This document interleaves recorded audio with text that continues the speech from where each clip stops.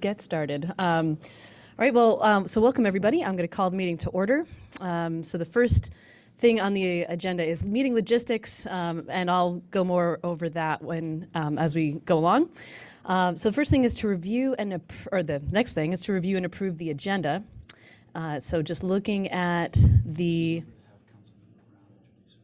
Oh yes, I am not on the Zoom yet, but I will do that. Is the Zoom available? Oh, yeah, sorry. It wasn't on the screen. It is okay. Yes, so we will. Oh, have her introduce herself soon. Righto. Actually, let's do that.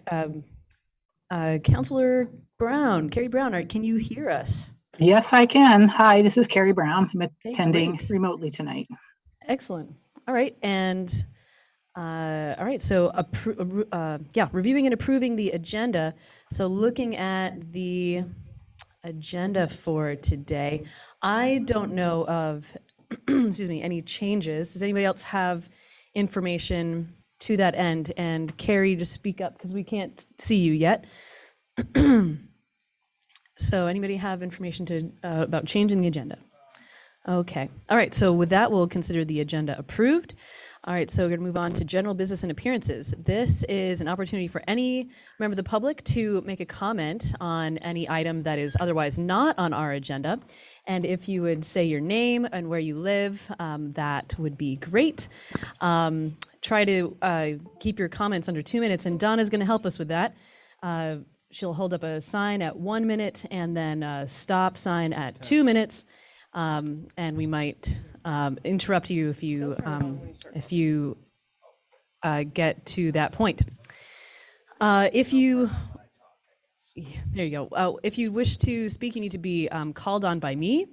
And if you have multiple questions or comments, we would ask that you make them all together, sort of sequentially, and then we can address them after you've made your comment or asked your questions all together, so that because we don't really do a back and forth sort of setting in here. And also try to keep your comments germane to the discussion. General business and appearances is for anything that is not on the agenda, and we typically take up public comment on regular agenda items as we go. All right, so I think that is all I want to say for now. So if you have something you'd like to say, now is the time. Zach Hughes, go ahead. Thank you for recognizing me, Mayor Watson. Zach Hughes from Prospect in Montpelier, Prospect Street. And I just want to, first of all, thank Chief Pete and the police department for their gracious response in the Garden Park removal area, when we all got together for to commemorate that. And and I also want to state that we had our homelessness task force meeting today, and I felt like it was a very productive meeting.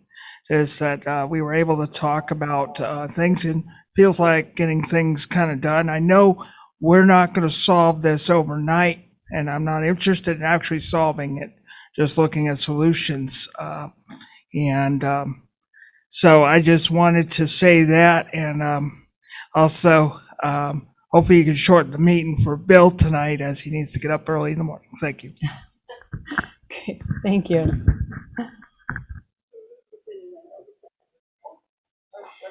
Anyone else in person wish to make a comment?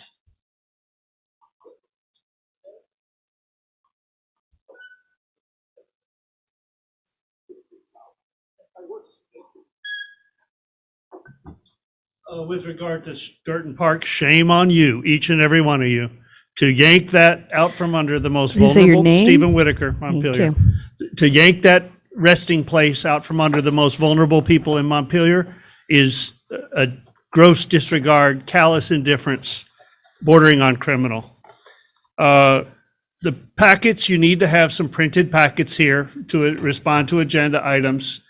There was a habit of having several packets. It's fallen in the wayside. I'm reminding you to start it back up again. Online records are insufficient. We need to address ownership of the Orca recordings that we facilitate. I object to the 2-minute time limit, that when a person has a number of important topics to raise, it's a violation of open meeting law to constrain it to 2 minutes. We still have inches of dirt in the street. This is the third meeting that I brought that up. You can't wait for $250,000. Ben was the supervisor when that happened. Out of the streets. So he just told in me everybody's face. So You like, don't feel it in the so I comfort did follow of up, their own like, homes, but it's contaminating people's food in their outdoor restaurants. gotta let somebody know. Just look at state. Then I find out later, I look at the sheet, In front of the DD Bank. she's not added. Inches of mud that's not going to be picked up by a street sweeper. It needs a shovel and a wheelbarrow or a truck. We have broken planter boxes. We had several that collapsed into the river, and yet we pretend that we're all green and clean. So we don't maintain the infrastructure we have. There's planter boxes on the Langdon Street Bridge that are collapsing on the south side. The LED lighting has been vandalized and is inoperable on one of the spans. I know that you're paying attention, right? But yet we require the new business in town that puts some art on the side of their building to take it down because it's not in keeping with our architecture.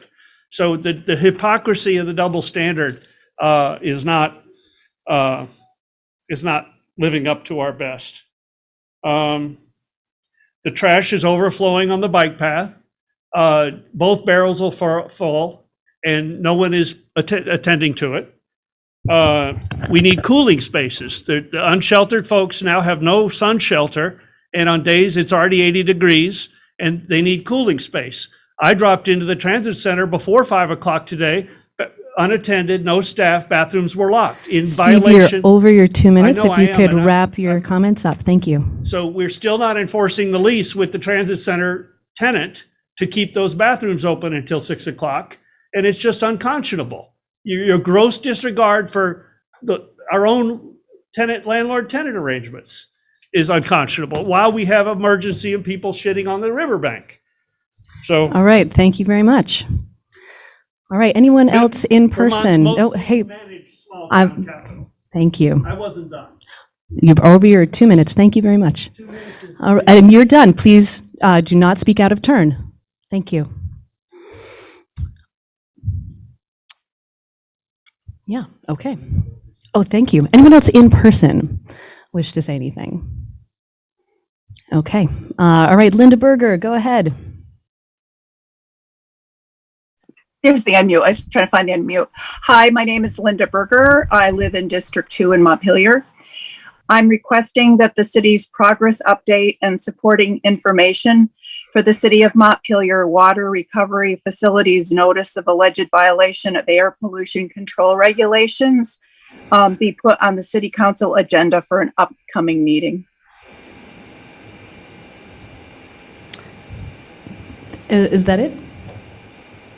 Less than 2 minutes. True. Thank you.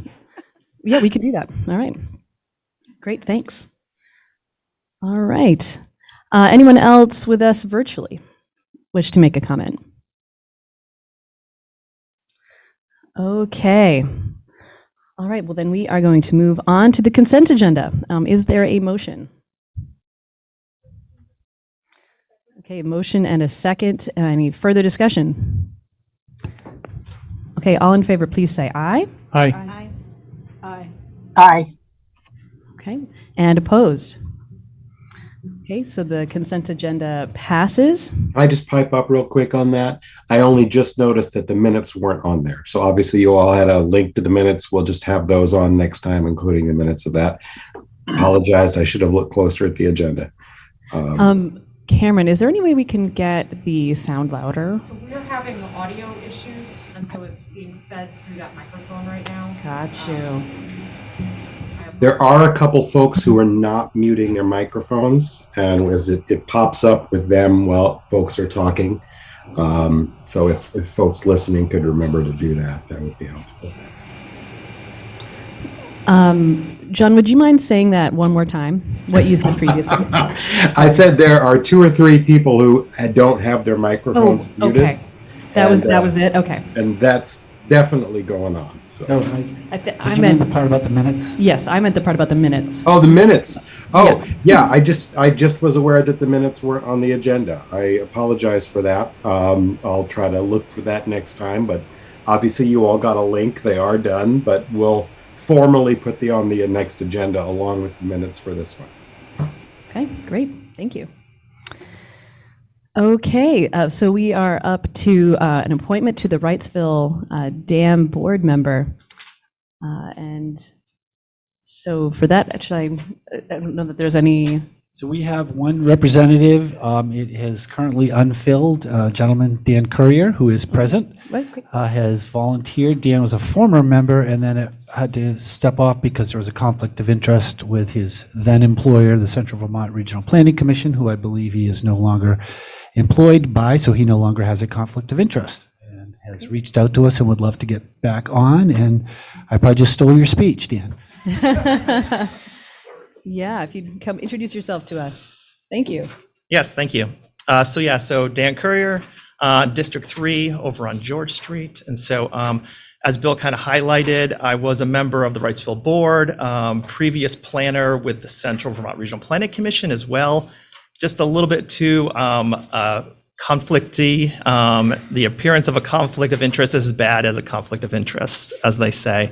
And so I stepped down from the Montpelier board probably about 7 years ago, and then sort of supported Wrightsville as the staff person from CVRPC. So stayed involved through that position. And so I learned of a vacancy because I've stayed in touch with the board and their manager, Colin O'Neill, and just knew that they were seeking the second Montpelier rep to be replaced because there's 2. One is John Copance, and then the second one is vacant. So.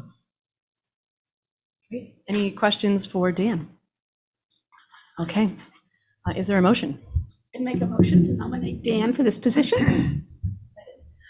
And we mean appoint, yes? Appoint. Yes. Just want to make sure we're clear. Okay. Sun's out. Okay, so there's a motion and a second. Any further discussion? Okay, all in favor, please say aye. Aye. Aye. And opposed? Oh, thank you. And opposed? Okay. Thank you. All right, thank you so much. Thank you for your service. All right, so we are up to the meeting standards policy. So this is an internal policy to the city and how we operate. So, but also affects the public and how we work with the public. Bill, is there anything else you want to say about this? We did have this reviewed by our lawyer. Correct. So we had an issue that came up.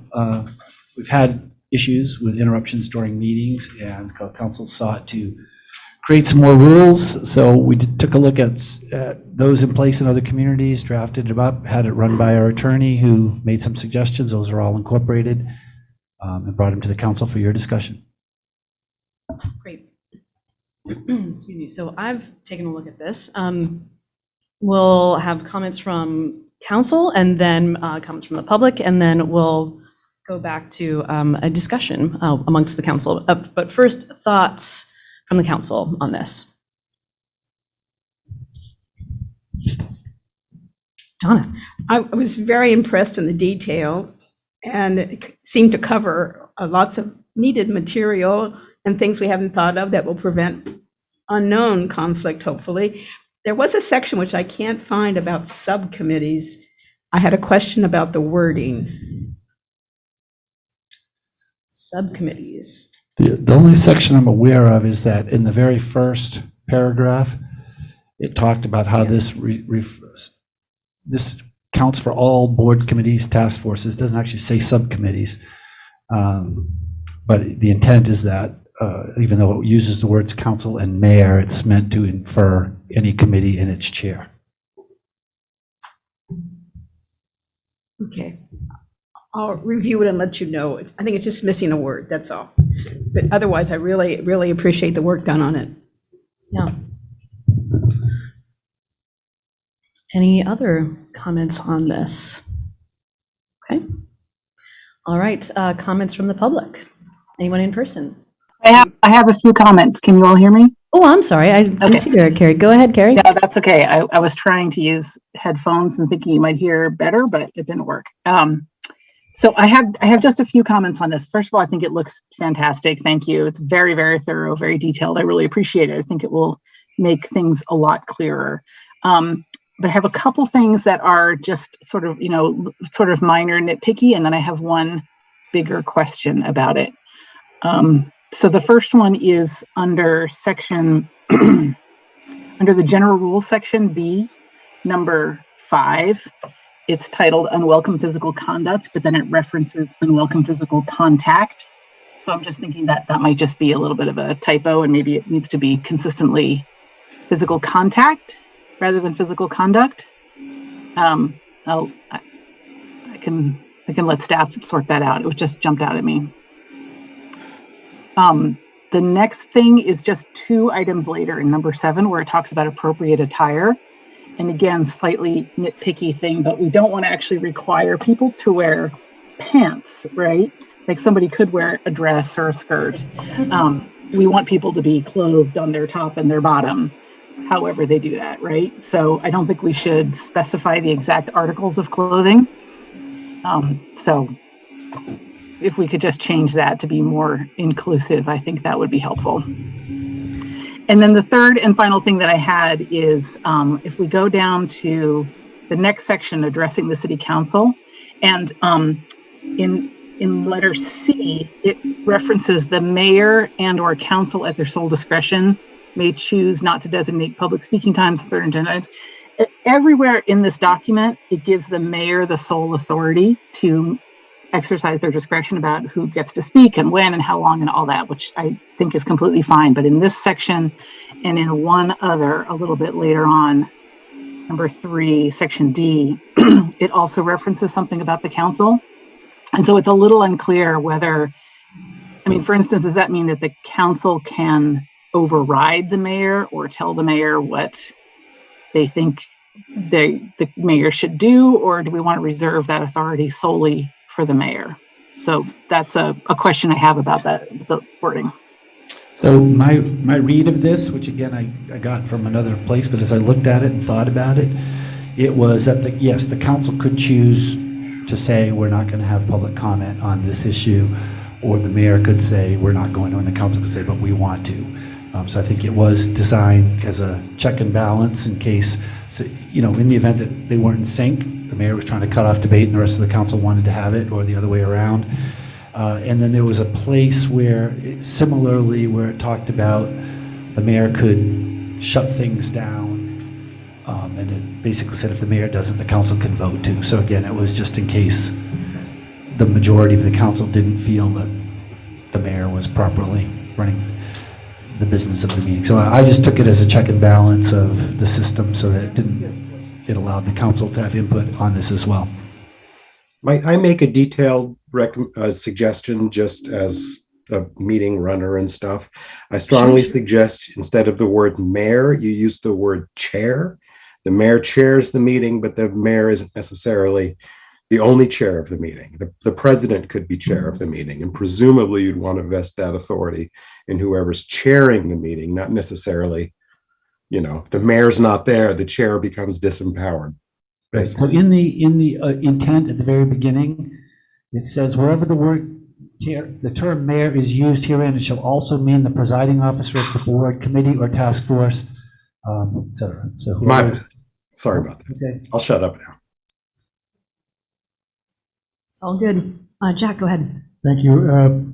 Responding to Carrie's point, the other thing that I would point out, consistent with what Bill was just saying, is that as a matter of parliamentary law, if the chair makes a ruling, it is subject to challenge, and there can be a vote to either sustain or overrule the ruling of the chair. And so that is provided for in Robert's rules, and so that I think is encompassed by the chair and council language. If I may, for the purpose of notes, Councilmember Brown, I didn't hear fully, the sound in here isn't that great tonight. I couldn't fully hear your comment about number 5. I just want to make sure I got the notes right about the unwelcome physical conduct. It's called contact, I should say, not conduct. Or, yeah, it's just that, yeah, Thank you. 2 different words. Saying are it out used. loud, Okay. thank you. Okay.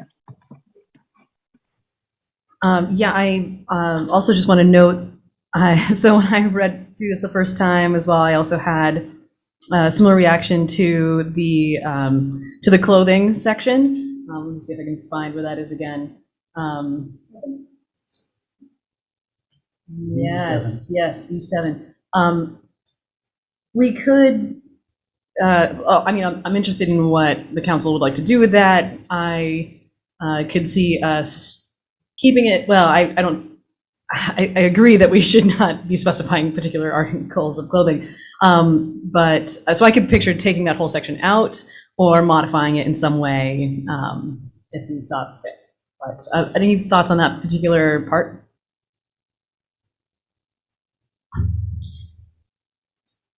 Yeah.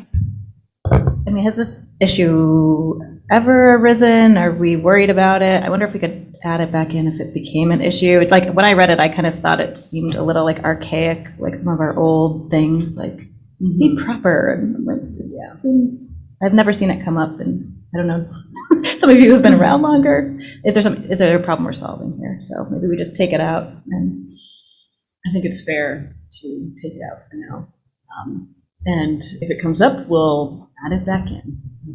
Yeah. Does that work for you, Carrie? Yeah, it does. I think it can be eliminated. Great. Okay, so I've got 3 changes so far, taking out the 7, the typo, and what was the third thing you said, Carrie? Oh, not a change, but just a clarification about the mayor versus the council having authority to do things. And I think that, Jack's point about the council always being able to technically override the mayor is means that we're completely covered. So I think it's fine. Okay. All right, so I'm going to go to the public now for comments. Anyone in person have a comment?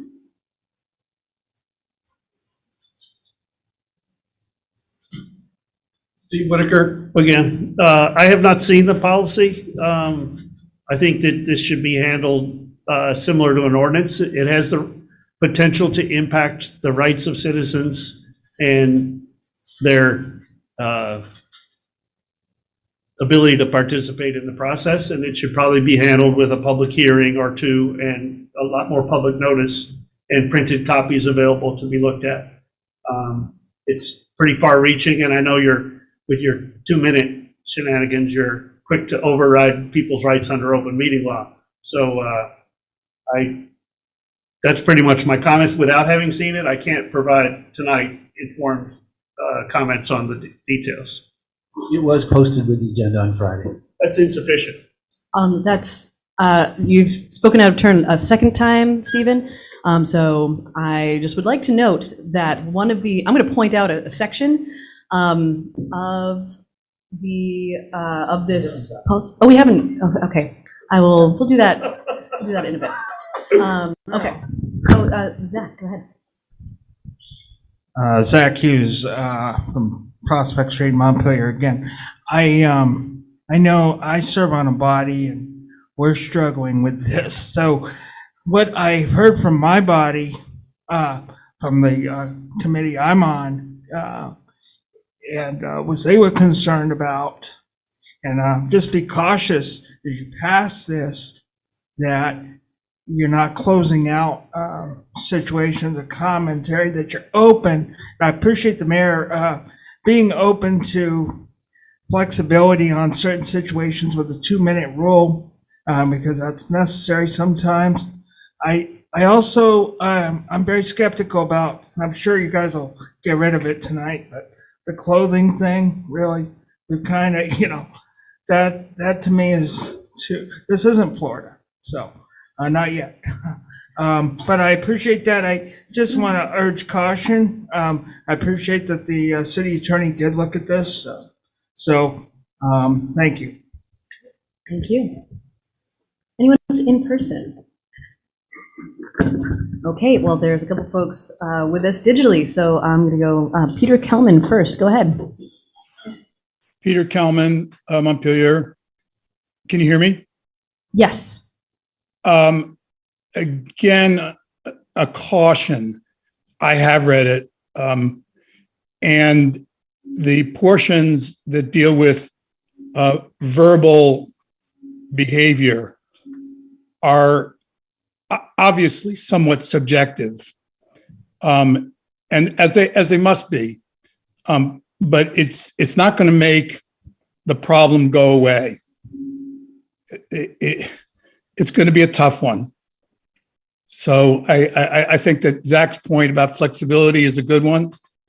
And certainly, Mayor Watson, you've been very good about that. And but I'm not sure that this policy is going to make life any easier.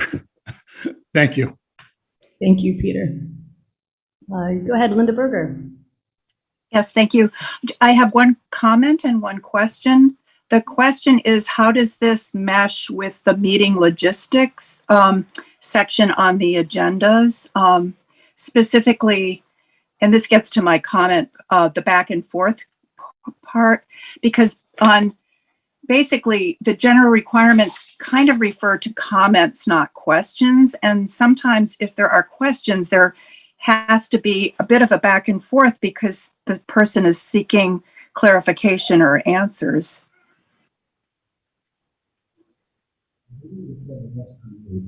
Yeah, it's always I think, at the discretion of the chair and the mayor. But the idea is that you would ideally have all of your questions and comments together. And if it says comments, my interpretation of that is that's like an umbrella word that might be questions and comments sort of together. But we could clarify that to say questions and comments. Donna, go ahead. Is it a bit different when it's a general appearance comment versus when we have a topic that's on the agenda and someone asks a question?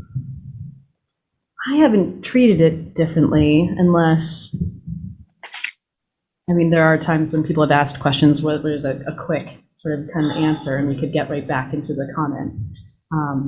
But in general, I guess my preference would be to keep it all together, unless folks have other thoughts. They are addressed slightly different. I mean, the rules are basically the same, but there are two different sections. And to the question Ms. Berger just raised, it says direct conversation between a member of the public and a council or staff member may only proceed with permission from the mayor. Okay. So it doesn't rule it out, but it's basically saying it shouldn't be direct comments, should be to the mayor, but a person can respond or, with permission that can be allowed to be continued.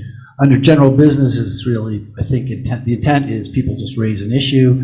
Obviously, if there's a question, in fact, it says at the end, mayor, members of the council, manager, or other city staff may choose to respond to public comments during general business and appearance, but are obliged to respond. A response from a city official does not open the issue for full discussion at that meeting.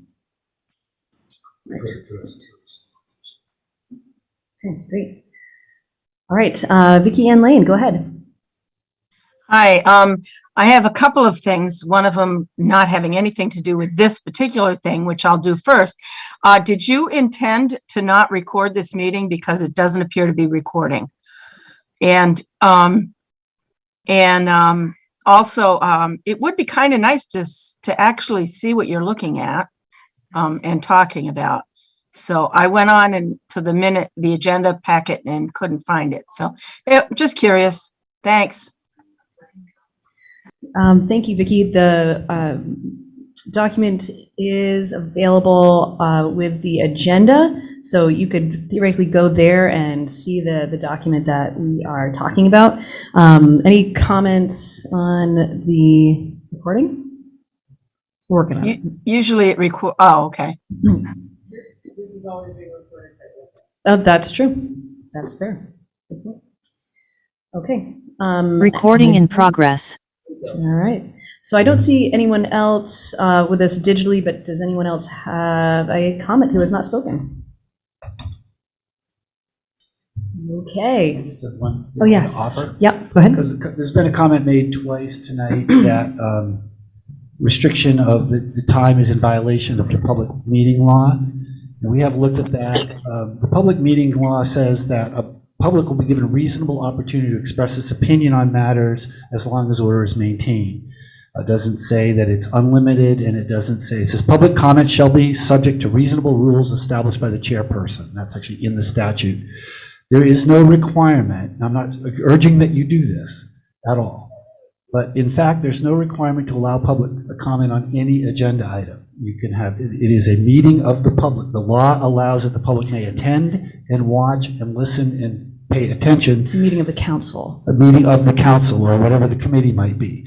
And it's here to do public business. You certainly can choose to, and it's been a long tradition here in Montpelier that we do that, and I certainly would hope that we would continue to do that but for example, our school board takes all its public comment at the beginning of the meeting on any topic and then proceeds through their meeting without any further public comment. The Burlington City Council does the exact same thing. So there's no requirement that we have any comment on every item at all. So to the extent that we permit it, the law is very clear that it can be subject to reasonable rules established by the chairperson, and that's really, I think, what we're doing here, only having the full council. You don't have to adopt these at all if you don't want to, but it's incorrect to say that there's a certain entitlement to speak at public meetings. You have an entitlement to attend, to listen, and to have the records. Thank you. Any other comments? Jack, go ahead.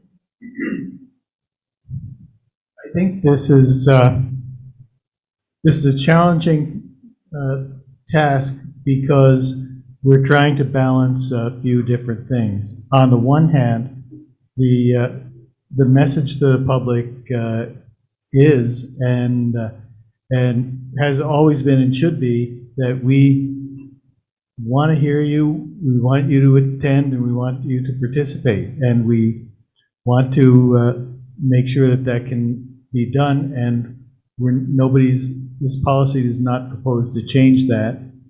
Two is we clearly have a need to, in doing the public business, maintain order so we can get through all the work that we have before us.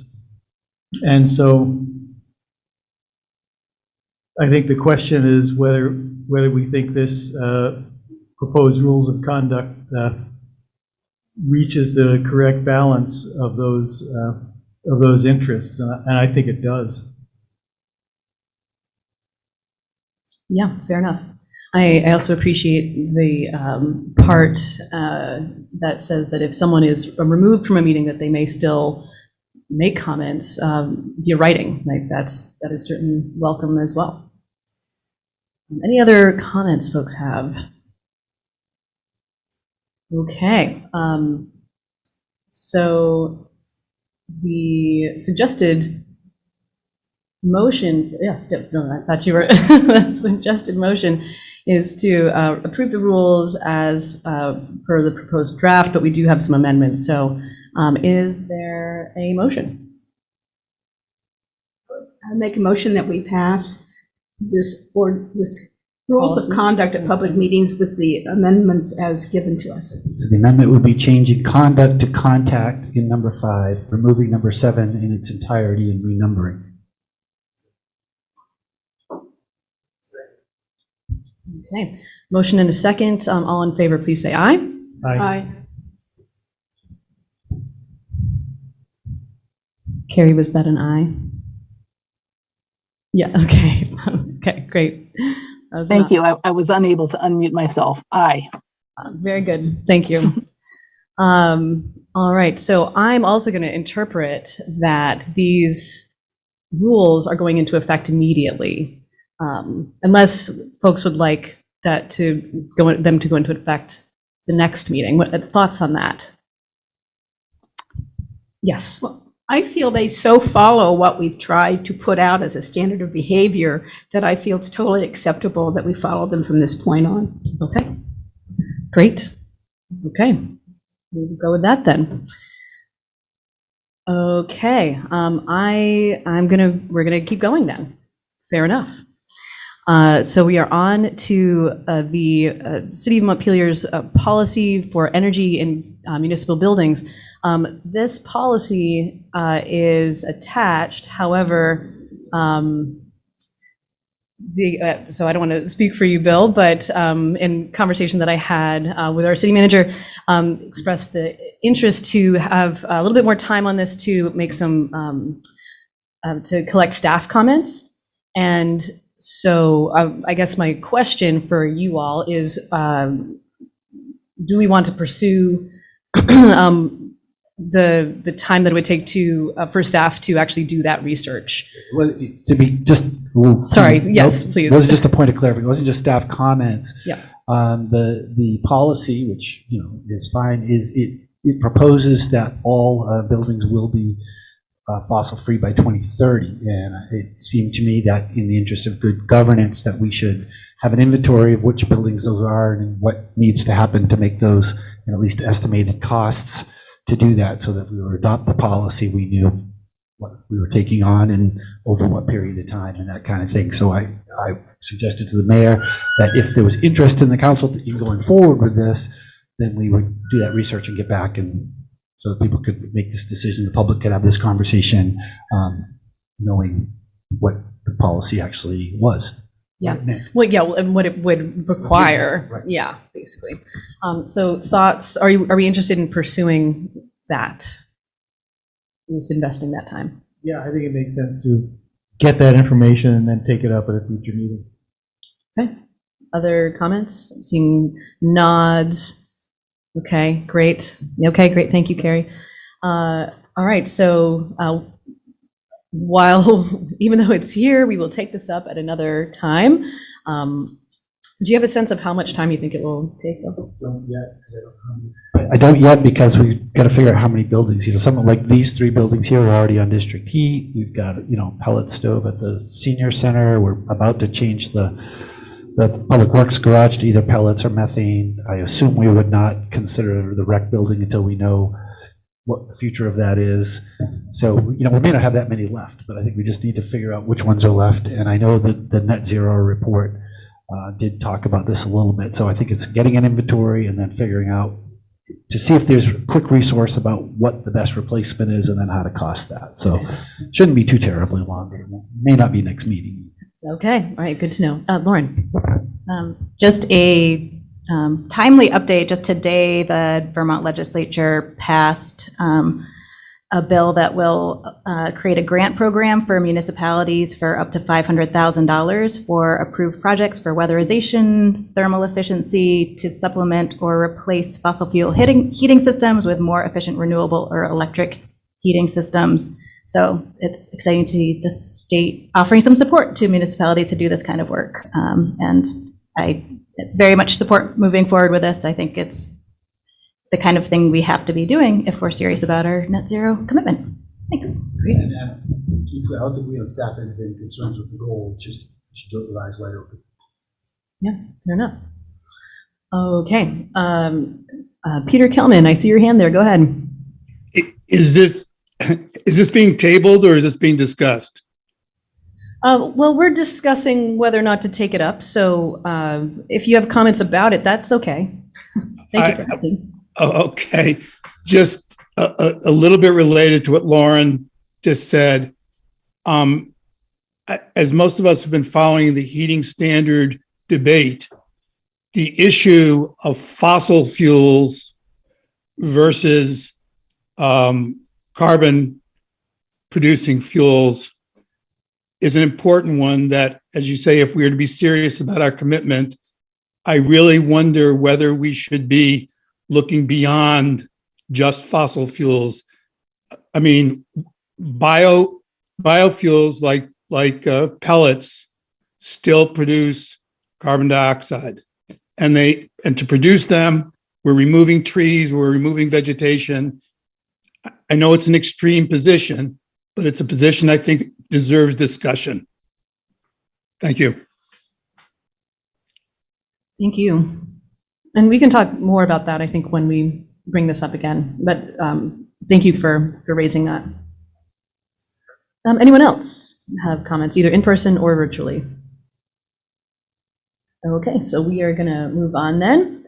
And so we are up to the presentation from the Vermont River Conservancy. And I see Ricarda online. Oh, I am here. Here you are. Go ahead. Great, thank you. Can I share screen? Are we working? Yes. Oh, yes, you can, apparently. If you can't, let us know. Okay. Really sorry that this isn't on the big screen. Okay, are folks, can you see the slide? Yes. Okay. Yes. Great. Well, thank you. I'm Ricarda Erickson, the Deputy Director at Vermont River Conservancy, and I am here tonight, excited to provide you all with an update on the progress for planning around the Confluence River Park. And here it is pictured at the confluence of the main stem and the north branch of the Winooski Rivers as they flow right through downtown Montpelier, and you can see on the transit center property there. That is the future Confluence River Park. For tonight's update, I just bulleted, it'll be a brief update with a little bit of the history and kind of a timeline of where we're at. I'll review some key funding sources, latest activity and news, and talk about what's next, and then can answer any questions. And so for the brief history, what I really want to highlight is this project from the beginning. When we first started talking about it in 2017, was really a community project. And we received feedback from the community in the end of 2018 and all throughout 2019. We had 17 different community events and meetings in which we solicited feedback on what people wanted to see in a riverside park in downtown Montpelier. And we had pop-up events like this, Plan Your Park, where people got to look at the different potential conceptual designs and vote on which one they liked best and what features they liked. And so it was a very robust community input period. And for those of you who attended those events, I thank you for your input. And I see this slide got cut off a little bit, but all that community input and during the conceptual design phase really helped us build a conceptual design with our landscape architect and engineer from Malone and McBroom, who are still working with us now, and came up with this final conceptual design. And we actually have this design is now on a sign at the Confluence River Park. So any of you can go check it out and look closely at the details. It's also on the Vermont River Conservancy website. So this conceptual design was completed at the end of 2019 and presented to the council at the beginning of 2020. And then, of course, 2020 kind of put a pause on a lot of the activity that we were planning for the Confluence Park. But in that meantime, we picked up on fundraising and worked with, we started out with funding from Canada Charitable Family Trust through Vermont River Conservancy for the conceptual design phase. And then we worked with the city to secure a Land and Water Conservation Fund grant, Downtown Transportation Fund, and we also received community support. I think my next picture, the next picture here I wanted to show because it really demonstrates the community support around this project, because this sign that you see here, that you can see at the park site now, was funded by AARP and the Unitarian Church of Montpelier. And then it was completed and installed by Alec, the parks director, and a youth crew here. So really, in funding and in engagement, this has really been a community effort here. And that really brings us, so from 2020 to, we spent a lot of time on fundraising and planning. And then once we were able to get underway again with the next phase, we kicked that off with SLR, which is formerly Malone and McBroom. So still working with Roy Schiff, engineer who's local, from Montpelier, and a landscape architect who was Regina Leonard, who was also on the conceptual design phase. And so the current phase has been also focused on community engagement. And I just wanted to call out the focus group work that we've been doing. We have been working with our advisory committee, which is comprised of 19 mostly local, but some statewide members. And then we do have one Riverside Park specialist from Colorado who's also on the advisory committee. And the advisory committee has been leading focus groups. So gathering specific audiences and asking them questions about what they want to see at the park and how they see themselves interacting with the park, and to help us fine-tune the conceptual design to get it to a point in which it is shovel-ready and in which we are not losing any pieces that are important to different potential user groups and visitors of this park. So that the focus group work has been really, really helpful, and has helped guide some of the design features that we are fine-tuning now. And I just wanted to highlight these bullet points here because I think they're very pertinent to the council and to the city in terms of what has come up frequently at these focus groups. And maintenance will be critical, and that is something that has come up again and again. And once we have this beautiful park with lots of activity and people visiting it, we will need to make sure that we have a plan and resources in place for maintaining the park. Connectivity to the park is also really important for parking and pedestrians alike. Inclusivity for differing physical abilities and lived experiences. And Vermont River Conservancy has had a commitment to accessibility for this park from the beginning, and the city has shared that priority. And what we have identified throughout the focus group process is we want to make sure it's a small space, this park, and we want to make sure that what we are creating is are spaces that feel welcoming for a variety of physical abilities. And so that has helped us fine-tune the ADA accessibility path, and to ensure that it's not just checking the requirements for ADA accessibility, but that it's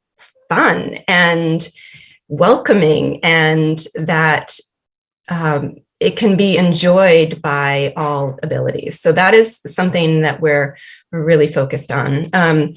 considering the need for swift water rescue. What would that look like? I just want to put that out there as something to discuss in the future as we are developing a really incredible boat launch. And we want people to be able to access the water, the flowing water here. And it's something that I think could be important to look into, to consider what would that look like to have swift water rescue in the area. And then lastly, programming. You can see in this picture, this is one of many focus groups that we had on site, where we set up a table and asked people questions as they walked by. And we had this little flip chart, and people could write down ideas of what they wanted to see at the park. And what came up again and again was programs. You know, people mentioned, wouldn't it be great if there was a yoga class here in the park, or food trucks nearby, and we could come in and sit and have lunch at the park. So programming is an important consideration, and to help make this space vibrant and community oriented. And then just two more slides here. The current design work summary, just in a nutshell, we are, as I mentioned, refining the design based on both community input as well as the geotechnical work we've been doing. Some of you may have seen machines there. We've done a couple different days of soil borings where we're looking into, deep into the soil, and then also looking at the structural integrity of the area and how we can, knowing that we will need to make some space for the path and the boat launch, et cetera, and what will this area be able to withstand. So that's what this image just shows, some of that overlay and design work that's happening. That's not quite as, it's a harder story to tell than the focus group work we're doing, but that's a critical part of this current phase, is kind of ground truthing what this space can maintain. And lastly, can't forget about the water in this phase, so this picture shows how the engineering work that we're doing, which is looking at the different water levels and the high water marks and the low water marks, and thinking about how can we create a space that, knowing that at times some of the park might be covered underwater, and doing the design with that in mind, and keeping a close eye on the engineering aspects of the park. So this slide just shows the different watermarks and how we can, knowing that it might flood at times, and we need to make sure that we have a floodable, adaptable park. So I believe that is the end there. So I will stop sharing my screen, and any questions? Yeah, Lauren, go ahead. Just on that last point, I know there's been conversation about looking into removing some of the dams around town. Is that being considered in the engineering, or do you anticipate clear impacts? Or are there any problems there that we should be aware of related to that? Great question. Yes. Right now, the design, the conceptual design and the design we're working on right now are specifically for the terrestrial park. But in kind of, we're trying in parallel, but it's somewhat, the timing may not work perfectly, but yes, considering the in-river features is critical.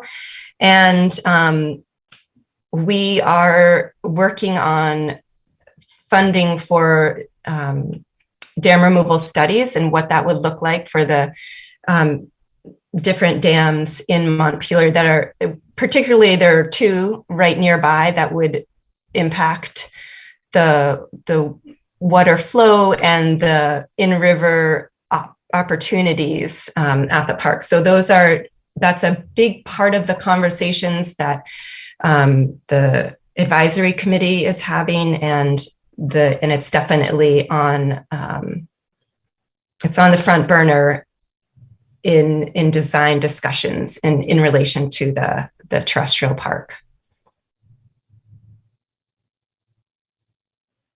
Other questions from the council? We'll go to questions from the public. Jack, go ahead.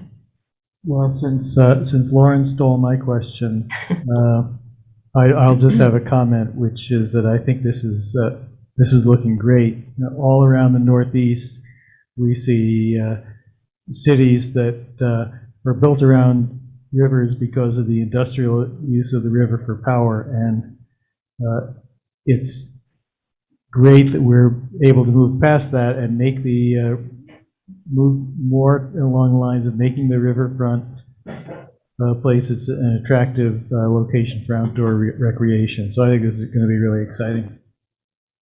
Yes, agreed.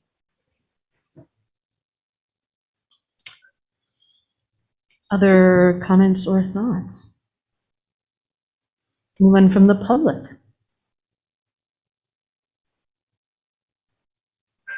Donna, go ahead. Just say it's very exciting, and to see you even expand over on the area by the transit center is just terrific.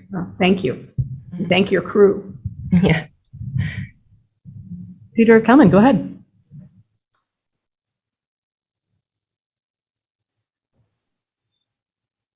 Unable to unmute myself. Oh, there we are. Okay.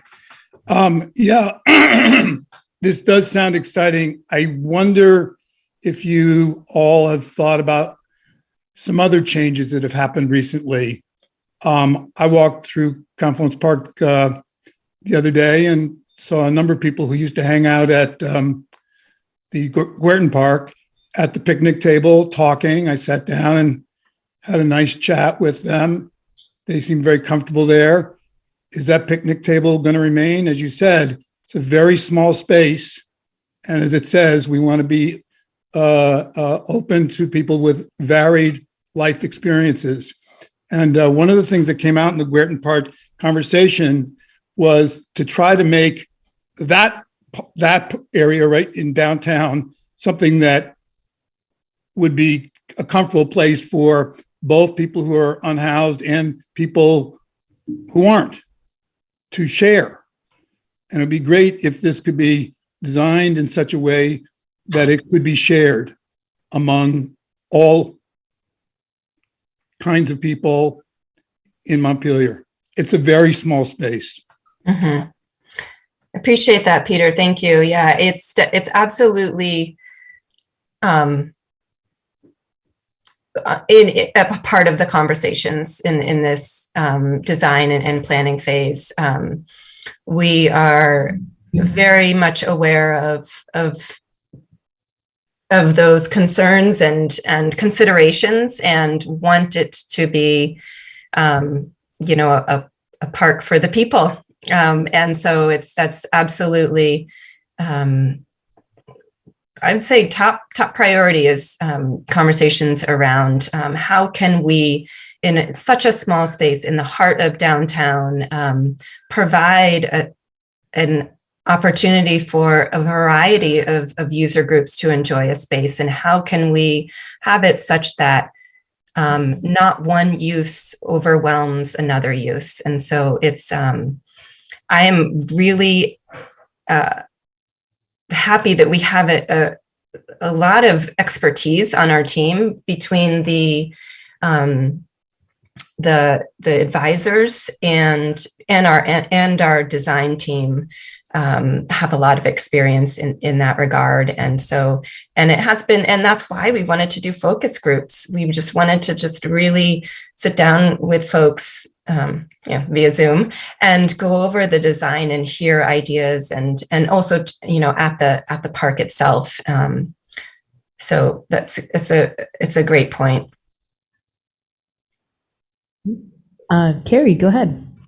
Yeah, thank you. I'm kind of following up on that same point and that same question. I'm very glad you're thinking about it. I think it's top of mind to a lot of folks looking at this small space, and it seems that it has the potential for any small group of folks to or any one kind of use to kind of dominate it and make it feel less welcoming and inviting to other people.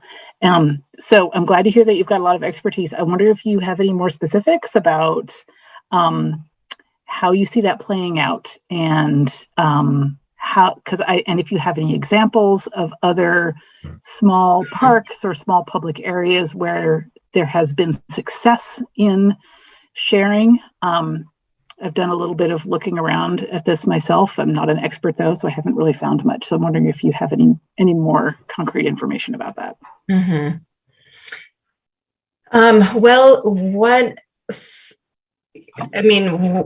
One thing, I'll say a few things here. One is, I think the community engagement is critical. And that is a piece that I value, and I think it helps us get a sense of how people want to use the park, and it also gives a sense of ownership and just a community ownership of a space. And so, for example, when I was at the park doing a focus group, we were able to speak with those experiencing homelessness, as well as passersby who, runners, or someone pushing their stroller. So we were able to capture a broader audience. And one thing that came up was, the maintenance piece, for example, like who's going to take care of this? And we had, a number of suggestions, the people being like, well, what if community members took care of it? What if there were, people who, by helping to take care of it and by being engaged in the process, there is a greater sense of community ownership. And I think that's one critical piece. Another is we are working with examples from around the country of municipalities and organizations who have worked with a variety of user groups in creating these parks. And so there's some literature that we're referring to. AARP and 880 Cities just came out with a really fantastic resource for that. And what they talk about is having design that's not hostile design, not having any design features that prevent certain specific uses. And so anyways, that has been really helpful. And then we've been collaborating with organizations throughout the state who are doing this kind of work, whether it's Vermont Adaptive in regards to inclusivity with physical differences, as well as AARP has been a great partner in this. So I'd say, Carrie, those are the top three things I can offer now. And if you want any specifics, I'm happy to provide them. Thank you. I appreciate it. Jennifer, go ahead. Hi, this is my 2 cents. I would highly recommend looking at cities like Portland, Oregon and Seattle, Washington, and how they've managed little parks and whatnot on their riverfronts for a variety of community members. Yes, absolutely, Jennifer. Yeah, there's a lot of examples out west, and of riverside and river-centric cities. And there's not a lot of examples out east. And I feel like Montpelier we could be the example, which I think is very exciting, that we have these opportunities, not just with the Confluence River Park, but also, as Lauren mentioned, with potential dam removal and opening up a whole corridor of our rivers for our community and visitors to enjoy. And that, I think, is a pretty, it could be transformative, and it could put Montpelier as the area that people are looking to as an example. I have a question related to maintenance, which you mentioned. Have you been in touch with Alec, who I think would ultimately be, this being a park, it would be under sort of his auspices or domain or whatever. So do you, or Bill, do you have a sense of whether has there been any conversation about the need for extra staffing to provide maintenance for that space? And I'll add one other thing, which is that I'm really glad that you mentioned the low and high levels of the water, and that some of that space may flood. And I also can envision the water levels rising and the water levels falling, and when it falls, there being like a layer of silt or something that needs to maybe be cleared out. So anyway, I'm wondering if you can speak to that. Mm-hmm. Yeah, and I see. Yeah, great question, Anna. I see that Alec is in this meeting as well, and I also did want to just say how great it's been working with Alec, and as well as Kevin Casey on this project. And I think that we, as a Montpelier resident, also I feel extremely lucky that we have such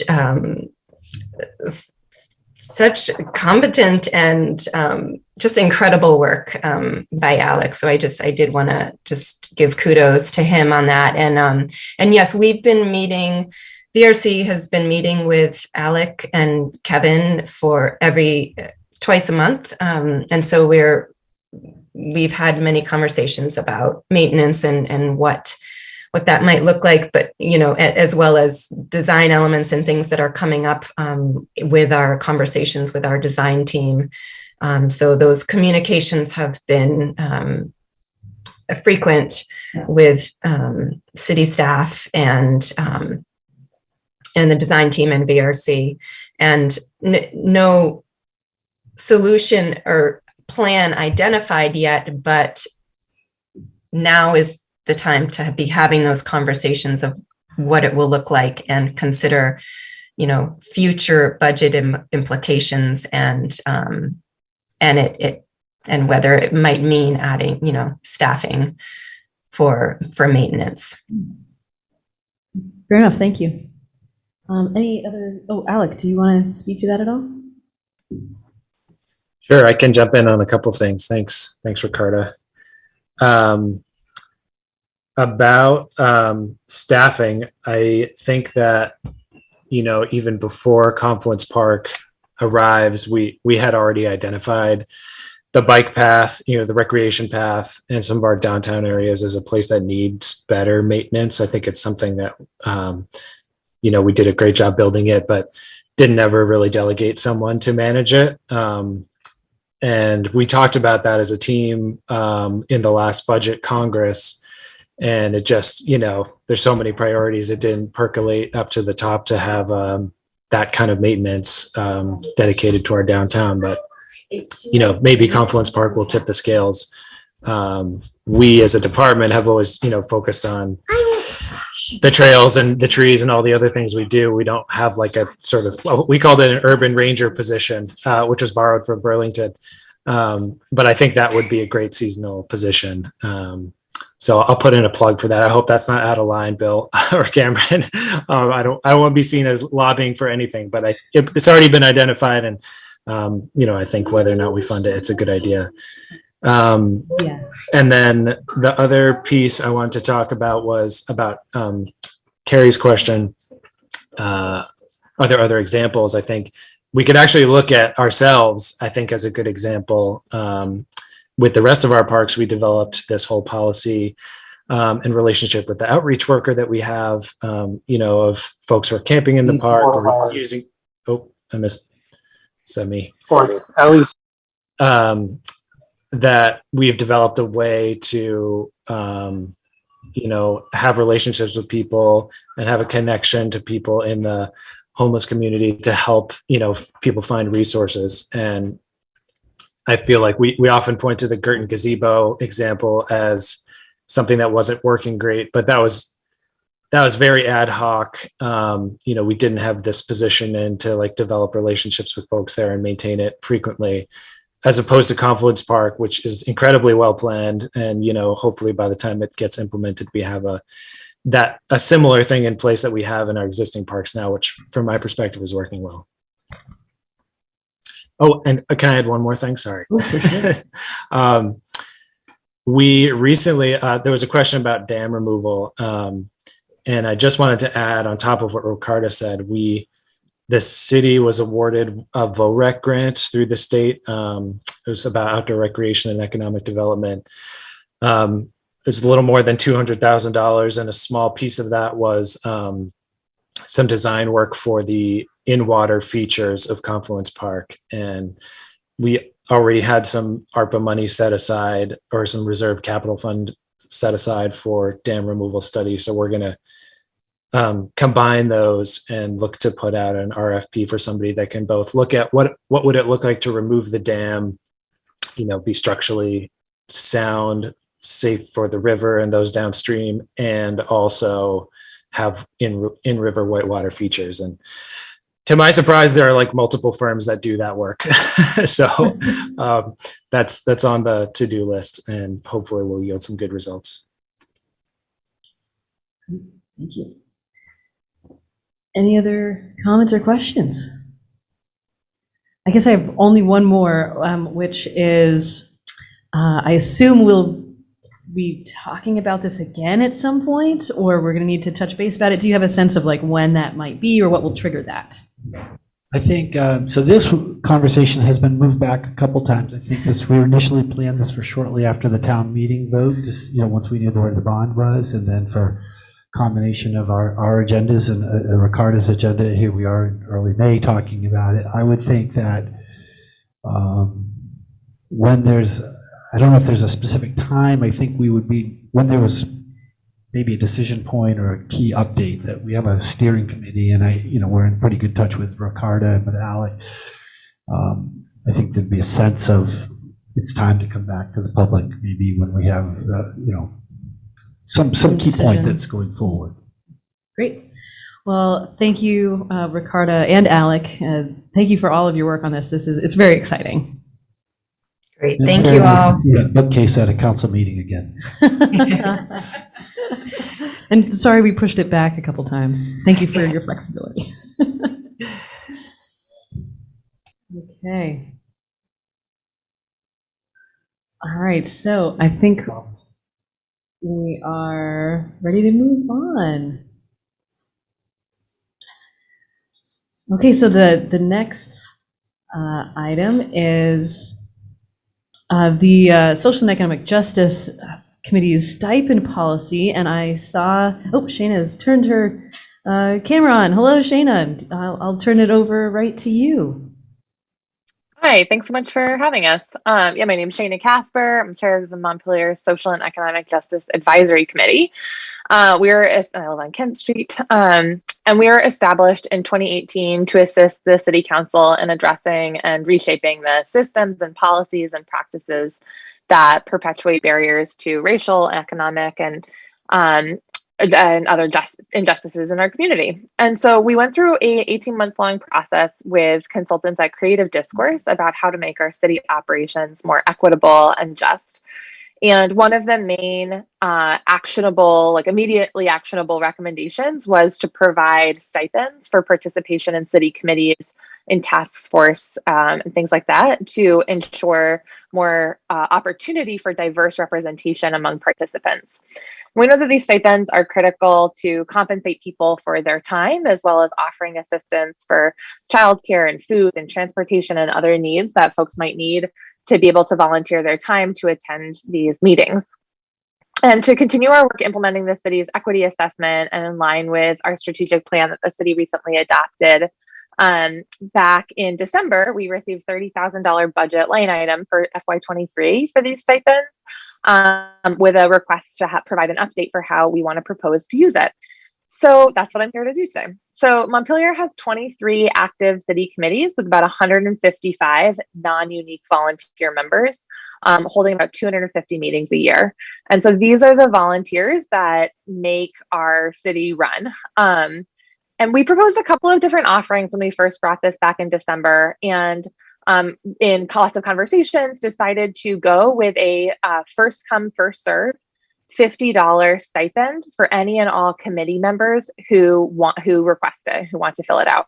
So city committee members, there's a couple of stipulations around this. So city committee members can't be employees or in any committee that already receives a stipend, so like city councilors, and want to receive a stipend for their participation in a committee. Folks will have to fill out a W-9 form to be able to be kind of reimbursed. It only others also stipends regular meetings, so not subcommittee meetings or things like that.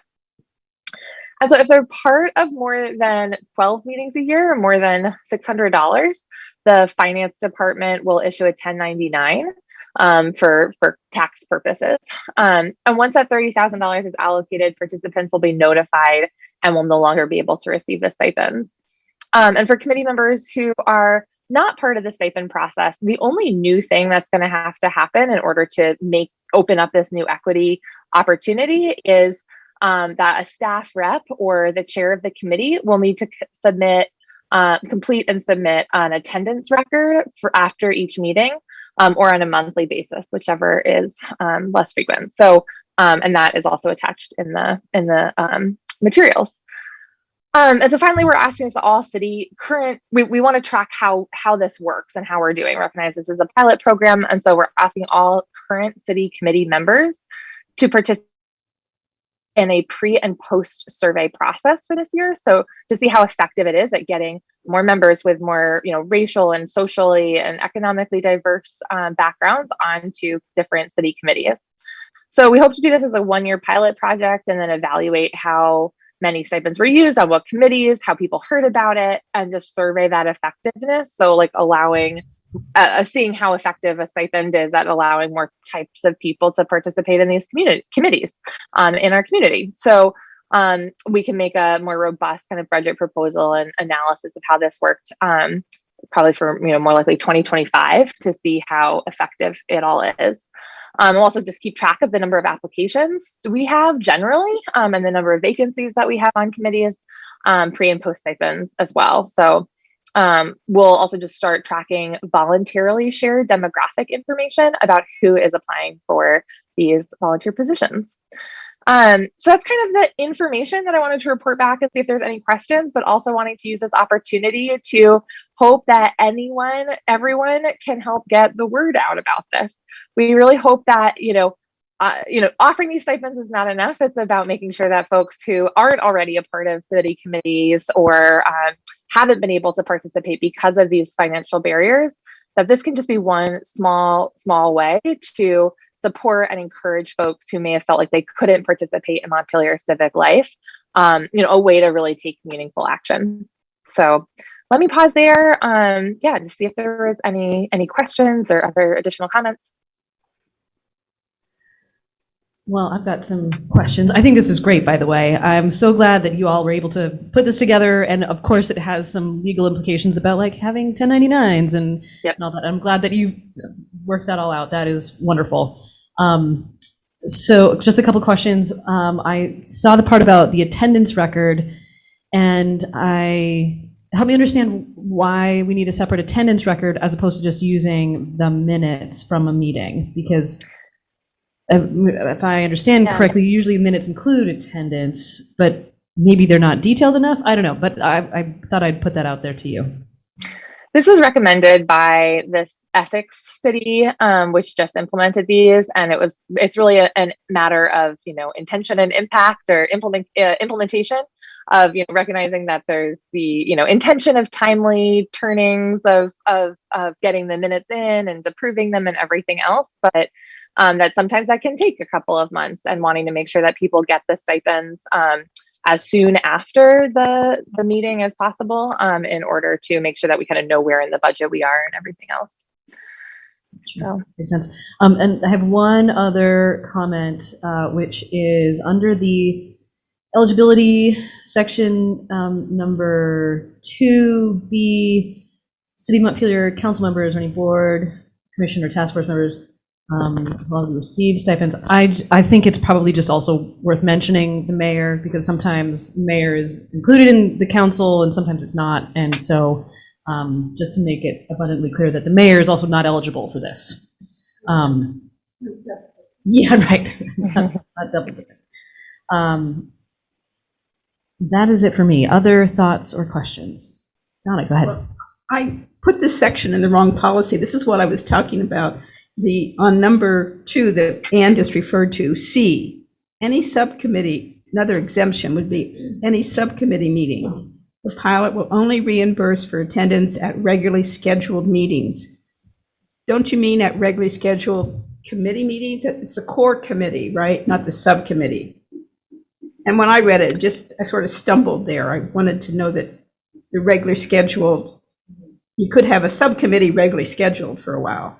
So could you reinsert the word committee, regularly scheduled committee meetings? I'm not totally following where you are, but that makes sense to where me. Ann was. She was on page 2 under eligibility. Yep. So exemptions from stipends program. And you're excluding subcommittees, which makes total sense with me.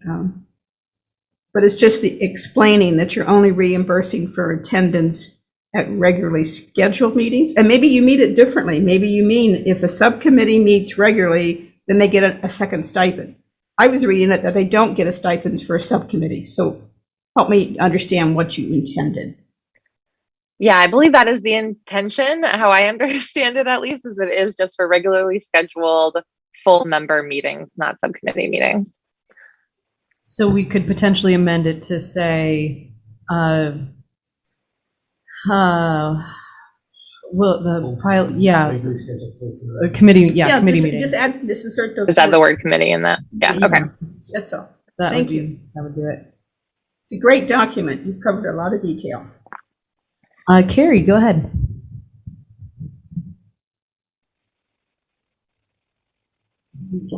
Sorry. Thanks. So just on that last point, if you just kept it to say any subcommittee meetings, I think that would do it. So that's just my suggestion for a wording change. But my other comment is, I think this is fantastic. Hooray. I'm so glad you're doing this. I think that people should get paid for their work whenever possible. And I'm thrilled to be able to support this. I'm so glad we're doing it. And I hope that it helps to meet the goals of increasing the diversity of the people who serve on committees. And I think it does represent a barrier that people face in being able to serve on committees and task forces and stuff. But I think there are lots and lots of other barriers that people face. And so I imagine you're not expecting this to be the magic bullet that fixes everything. And I just want to make sure that we have appropriate expectations and what we call success. From my perspective, the fact that we compensate people even just a little bit for their time, even just to kind of help out with things like childcare or transportation, or just to remove a little bit of that hurdle, to me, that's a success right there. And if it also contributes to a larger effort to have greater access to committees and a greater, more diverse set of people serving, that's fantastic. But if it doesn't do that, I don't want us to call it a failure.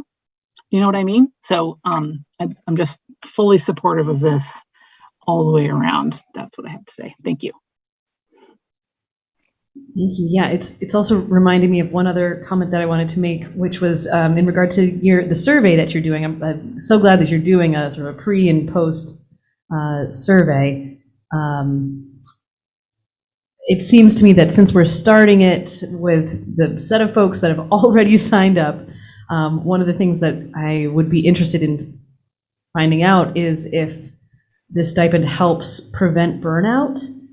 Does it help encourage people to stay on when they might otherwise drop out because they've found it to be too taxing? So I guess I'm also wondering if, obviously you all would be looking at that data, but I guess you'll probably be presenting that to us when you come back to talk about the results of this as a pilot.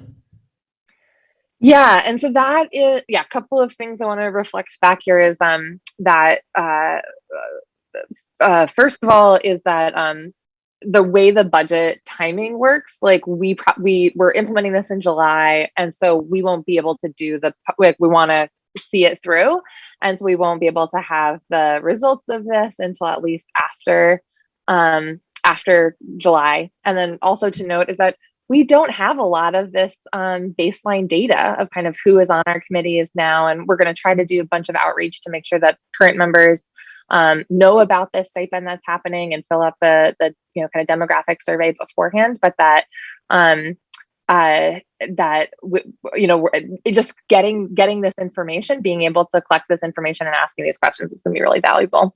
And kind of changing our policies and practices about when people apply, being encouraged to fill out good demographic survey and things as well. I think those are the only two things, just saying them out of order. Yeah. Thank you. Any other comments or questions for Shayna? And from the public, yes, go ahead.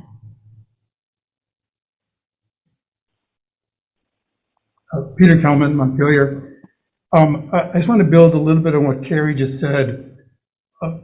The next steps, besides paying people, is getting people to apply, getting people to even know that there's openings, getting people to understand what it means. I think we need to do a better job of outreach. A really outreach specifically when we have committees that we know impact people who ordinarily don't participate, that we try to get them to join. I was on the CJAC in its founding, and we did a good job of recruiting, but we lost the diversity very quickly because it was too demanding for their lives. And we should have been clearer about that from the outset. It's not just getting, a person of color on there, for example.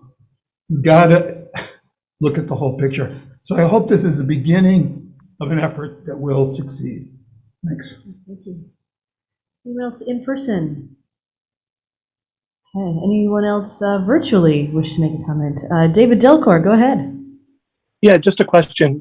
When you talk about attendance, are you talking about in-person attendance, or I guess I want to be clear because I have to explain it. So. Yeah, great question. As a person who's immunocompromised and calling in from Zoom, this is really important. This is for participation, full stop, whether that's in person or virtual participation. Cool. So both. Okay. Any other questions? Comments? All right. So I think we are at the point where we could have a vote. Lauren, go ahead. Thank you. Just a couple comments. First of all, really excited to see this move forward. All the work that the community did weighing in and hiring our consultants to work with us, Creative Discourse, and following through on the implementations, I think is so important, and not just having that be a report that we did or a process that we went through. So I'm really pleased and grateful to see the community support in the budget and moving this forward.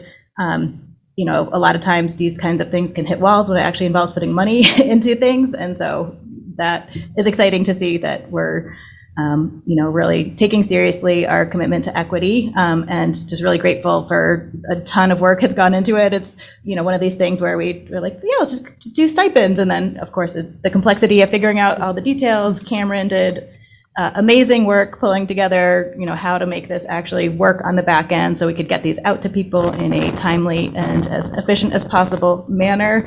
And we very much on the committee recognize that it's going to take, as Peter was pointing out, it's the outreach and, whole suite of things, just having this available and people don't know about it and, looking at other barriers and things, but really excited for this to move forward, and really appreciated Carrie and a couple other people's comments about thinking about success.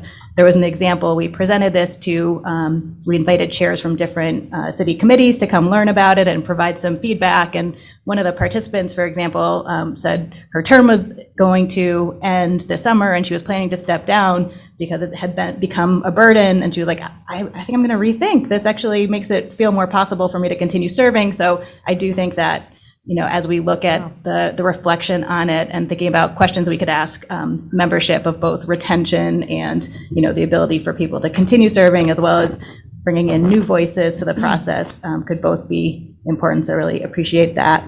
And I would move that we adopt the FY22, FY23 pilot stipend program policy with the amendments of, under the eligibility for stipends, number 2C, to add in the phrase regularly scheduled full committee meetings. What did you think about Councilmember Brown's suggestion that you just take out everything after any subcommittee meetings? I think that could work too. I think the explanation might make it really clear for people, but do people have a strong preference? Okay. And then was there an amendment to add mayor to? Yes. And then also to add mayor to the list in 1A, any appointed and elected member of, 2B, city council members. So it's mayor, comma, city of Montpelier council members, et cetera. Okay, we have a motion and a second. Any further discussion? Oh, yes, Jack, go ahead. As I was listening to this discussion, I'm voting for the motion. As I was listening to this, the thought occurred to me about whether I wouldn't want someone to feel hesitant or stigmatized for signing up to get the stipend. I'm just starting to look at the public records law, but I would hope that we could come up with an interpretation that says that signing up to receive the stipend is a personnel record that would mean that it would not be a public record. I don't know if you have a thought about that. It's interesting. The payments certainly would be. Okay. Just like all city employee payments are in the annual report. So I know this came up when we talked about it with Essex, and I can't find it in my notes immediately, but I do believe that they dealt with it. That's one of the reasons why we're doing it this way. Sorry to jump in. Lauren and then Donna. Kind of in that vein, we did talk about how for the committees themselves, the way that we want to do the process is that they're just submitting the full list of attendance. So it's not like identify people who are receiving the stipend. So the committee members themselves don't need to know. I mean, if someone wants to FOIA it and do, look at the public records, but it wouldn't be, handled that way. So it would just be a full attendance list every time. And the city staff who would be processing it would be the ones who would know which participants in the stipend program were attending each meeting. Well, I would hope we would change the culture and that we get our little stipends and that we shouldn't feel guilty about getting our stipends as city council members. And we should be proud to get a stipends that we serve on committees. So I think it's up to all of us to change the language and the attitude that we deserve this. little bit of stipend. Yeah, fair enough. Great. Any other comments? Okay, there's been a motion and a second. Any further discussion? Okay, all in favor, please say aye. Aye. Aye. Aye. Okay, and opposed? All right, so that passes. Yay, thank you, Shana. Please pass along our gratitude to the rest of the committee. Yeah. Well, I just want to say huge thank you to Cameron. I feel like this has just been a huge amount of work for her to make it happen and make it, smooth sailing. So just, yeah, huge thank you to Cameron. Yay. All right, thanks. Cameron. Yay. And Shana, I'll be at graduation at your alma mater this weekend. Thank you. Okay, super. All right, so we are up to the item about housing task force, and I think we probably have a couple of folks here for that. So you're welcome to come on up to the table.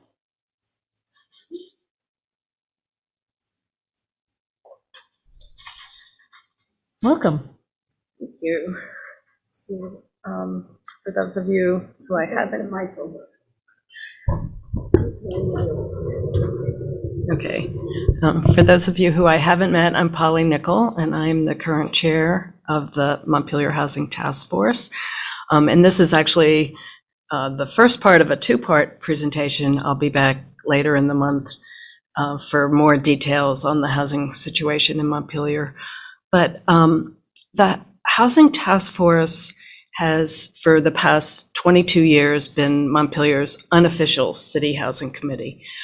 It was actually started by what's now Downstreet Housing and Community Development, and it's a group of volunteers, and we do have representation from city council members and support from city staff, but it's kind of been whoever wants to join, joins. And because of the seriousness of the housing situation in Montpelier now, we think that it is time for the city to create an official housing committee. We think it would make a statement about the importance of housing in Montpelier. You all would be able to vet prospective members and, figure out who you want on the committee and what skills and interests you want. And you could solicit membership to a wider community than we have.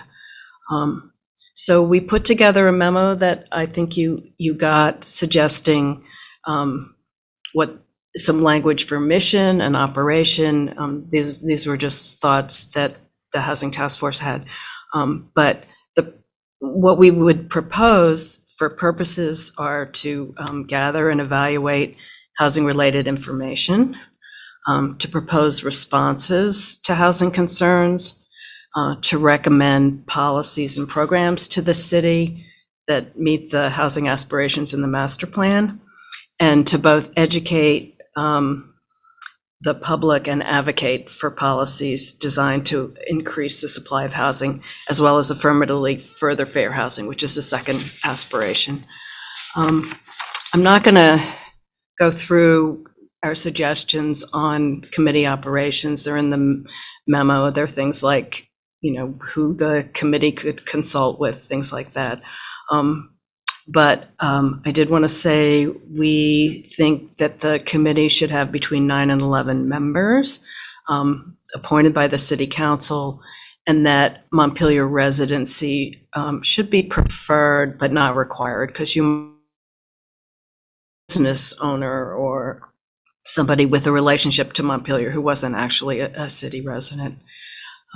Members should have a passion for housing issues, the time and willingness to work, because it is a lot of work, be open-minded, creative, and compassionate, and whenever possible, have general work or housing-related skills or expertise. And we're not suggesting a committee of folks who, do housing professionally, but that there be enough people on the committee with some technical skills so that the committee can do its work. Right now, 2 members of the Housing Task Force also serve on the Housing Trust Fund Advisory Committee, and that's in the policy for the trust fund. So we would propose that carry over, and 2 members of this new committee serve on the Housing Trust Fund Committee, and that the staff support from the Community and Economic Development Specialist, the Planning Department, and other departments continue, and that's been really key to have Kevin Casey when he was in that role as staff support to us. So simply, that's the recommendation, and we think there would really be a benefit to the city to move in this direction, and that there's certainly plenty of work for this committee to do. Super. Comments, thoughts, questions for Polly? Oh, okay, go ahead, Bill. I've talked about this with our staff internally. I don't know if you had this conversation. It was my understanding that the Housing Trust Fund was created as a separate board because the task force was made up of a lot of people that might be applying for it. Right. And if that's not the case anymore, how is there thought about that you just have one committee who recommends those and not have 2 groups? Yeah, we didn't really talk about that, but it just might Yeah. save on 2 sets of meetings, Right. and Right. the people that are Right. dealing with housing policy and issues can see who the proposals are. I mean, you still just recommend to the council anyway. So yeah. That seems like that might be worth looking into, but maybe not for today. You know what I mean? Like, yeah. For a future, potential future meeting. Yeah. And the reason we wanted to bring this to you now rather than wait till the end of the month is we know, setting up a committee and recruiting members will take time. And as I said in the beginning, given the importance of the housing crisis, I think it's not an exaggeration, in Montpelier, it would be good to get going. Can you remind me how many people are on the Housing Task Force right now? Nobody knows. Nobody knows. Okay. It depends on how many people are there at any given meeting. There have been years where it's been like 3 or 4 of us. Lately, the range has really been more in the 5 to 8 or so people coming pretty regularly. Yeah. But because it's not an official body, there's no official membership, so anyone who comes can basically say that they're a member of the task force. Okay. Yeah. Donna, go ahead. All this time, I didn't know you weren't official.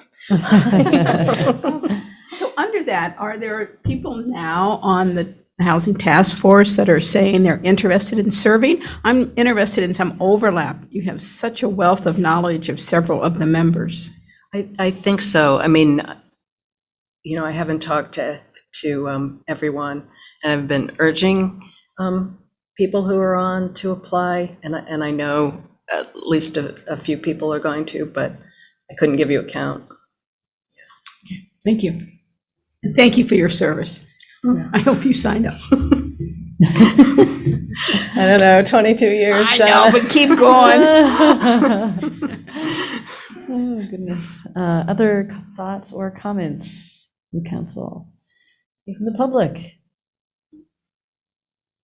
Go ahead. Peter Kelman. Needless to say, I'm strongly in favor of this. I think it is quite important. I mean, I think you can tell from Jack's somewhat amusing answer, nobody knows. The Housing Task Force was an informal group. And the core of it, really, aside from Polly, the core of it were representatives of particular organizations. Downstreet, Good Sam, help me here, Montpelier Housing Authority, et cetera. So the votes, there weren't any votes because you can't have a quorum. I mean, we had consensus more than votes. And certainly it served its purpose a lot during the last 22 years. I wasn't here the whole 22 years, but I've heard a lot of good things about it. But I think it really does make a very housing committee for Montpelier, a real housing committee, and to have one that really can reach out, apropos of what you just passed in terms of the stipends, to reach out to the whole for some particular, and really recruit for some particular life experiences, for some particular business experiences, and to interact, for example, with the Montpelier Energy Advisory Committee, because housing is not just a matter of how much it costs to buy a house, it's how much it costs to maintain a house, especially what it costs to maintain a house that is not energy efficient. So I really see this as doing the full range from house ownership to rental to unhoused. And Polly, you didn't mention it, but the unhoused has been a very big focus of the Housing Task Force, and I think would continue to be, even though we do have a homelessness task force with whom we would work, having a committee, a real town committee that can make concrete proposals about, let's say, low barrier temporary housing, for example. So anyway, I think this is the time to do it, and it's gonna take some time to get this started. Thank you. Other comments from folks? Oh yeah, Jack, go ahead. I move that we create the Montpelier Housing Committee composed of between 9 and 11 members to be appointed by the council, that the purposes of the Housing Committee be as set forth in the memo that's been presented to us, and that we start to recruit members. I'll second. Okay. Any further discussion? Okay, all in favor, please say aye. Aye. Aye. And opposed? Okay, great. Thank you. Thank you. Looking forward to hearing more from you all. All right. It is only 8:17. Do you want to take a break now? Oh, you were like, you want to No, keep going? we should take a break now. Take a break now. Okay, so it is 8:18. We're going to take a 10-minute break. Be back at 8:28. We'll see you shortly.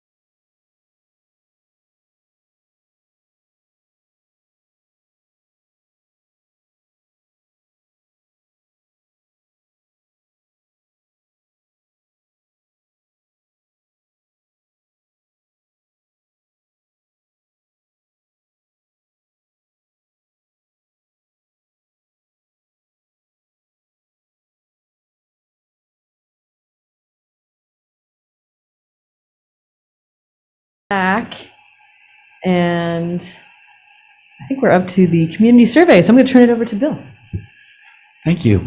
So one of the things you approved in the budget, and you've already approved the contract for, was our whole contract with Polco, and there's going to be a whole other piece about that that we'll introduce. But the main thing that we're getting from them is what's called the National Citizen Survey, and that's the copy of the draft surveys included in with the packet. We did this in 2009, and have hoped to update it regularly since then, but here we are. Doing it again. Ideally, you do this every couple of years and track the progress, and maybe we'll get back on to that. But most of it's pretty well set. And part of the reason for it being set is then you can get comparative data from other communities that do the survey, so you can see how we rank our services versus others. But there is like a half a page where you can put what's called custom questions, and they really need them. I think first of next week we have a meeting in order to stay on the schedule that we have. So I drafted some that I thought would be interesting, but this is kind of the council's chance to weigh in on, at the very least, topics. You don't necessarily draft the questions, but there are specific topics you want to try to get in. I will say that for me, given all the emphasis we've talked about with communication, to me, the most important question I want to know is where are people going to get their information and see what people respond, because we make assumptions that people are getting it from here, there, or somewhere else. And then I just listed, what's the top issue. There are other questions in there that kind of get at that. And then these were the second four were just from their own recommendations of questions that other communities have used. So I threw those in, but I would assume we're going to get maybe just probably space for 3. So if you have any input, I certainly didn't want to go ahead and put questions on without the council weighing in.